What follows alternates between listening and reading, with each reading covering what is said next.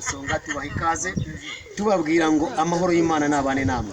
Aka kanya ndahantu mu majyaruguru muri Kivuye, ni ahantu natashye ubukwe ku bagabo b'inshuti zanjye, n'abantu twabanye mu gihe nari ndwaye sida, n'abantu twasenganye, n'abantu bagiye bamfasha cyane. Kubyo mpamvu rero niyo mpamvu nanjye nabukereye nk'uko mubibona, nanjye ndavuga ngo ngomba kujya gushyigikira mwene data kugira ngo mu kirori cye bibashe kugenda neza. Rero aho uri hose, haba mu Rwanda, haba muri Amerika, haba mu Faransa, ndabizi ko uradukurikirana cyane. Nongera kugushimira inkunga waduhaye ya subscribe, kandi nongera kugushimira share ukunda gukora na commentaire zawe. Kubw'iyo mpamvu rero nguhaye ikaze, nongera kugushimira iyo nkunga ukunda kudutera. Kubw'aka kanya rero ndi mu munezero w'abantu bansengeye mu gihe nari ndwaye sida, bansengera bamfasha mu buryo bwo kungaburira. Niyo mpamvu mwene data umwe witwa Fredina, munsi nakoraga munsi mukuru wo gushima Imana bwa mbere ko Imana yankijije sida. Ikote nambaye niryo yaraje aje mu munsi mukore buze kwambara. Uwo munsi rero aho kugira ngo aryambare, kubera ko ntacyo nari mfite cyo kwambara, ararintiza ndaryambara nkora umunsi mukuru bimeze neza. Fredina rero ndagira ngo yigire hino mu mubone, ndagira ngo yigire hino mu mubone. Ni nawe wakoze ubukwe, uri mu kureba uza nsanga.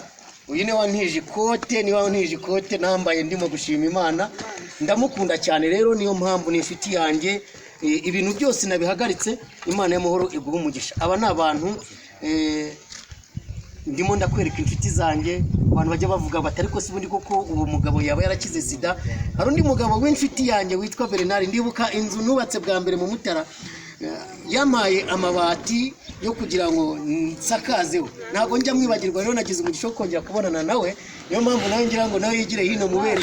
N'abantu banzi narazahaye, ndi inzahare, ndi umuntu w'imibitwe yaho ngaho. Niyo mpamvu rero nifuje kugira ngo muri aka kanya mbabereke nk'abantu b'inshuti zanjye. Uyu ni umugabo w'inshuti zanjye, ni umuntu wambaye hafi, ni umuntu nkunda cyane. Kubw'iyo mpamvu rero nawe twagize umugisha wo kuhahurira tugira ngo dushyigikire umuvandimwe wacu. Ni umuntu n'abantu bakunda gusenga cyane. Kubw'iyo mpamvu rero Fredina, nzi ko Imana y'amahoro idakiranirwa ngo yibagirwe imirimo, nzi ko izahora ibibuka. Kandi nawe mwene data, Imana nzi ko izakomeza kujya ibibuka.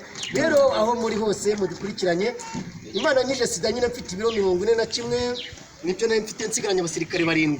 Ntago naganaga nk'uku nguku, natangiye kuzana inda. Aba nyine nibo bazi ubuhamya. Hari n'abandi benshi, aba nibo mbashije kubona. Ariko ndagira ngo mbwire ngo kuko ari nazanye Imana ivambura ihere, niyo mpamvu nanjye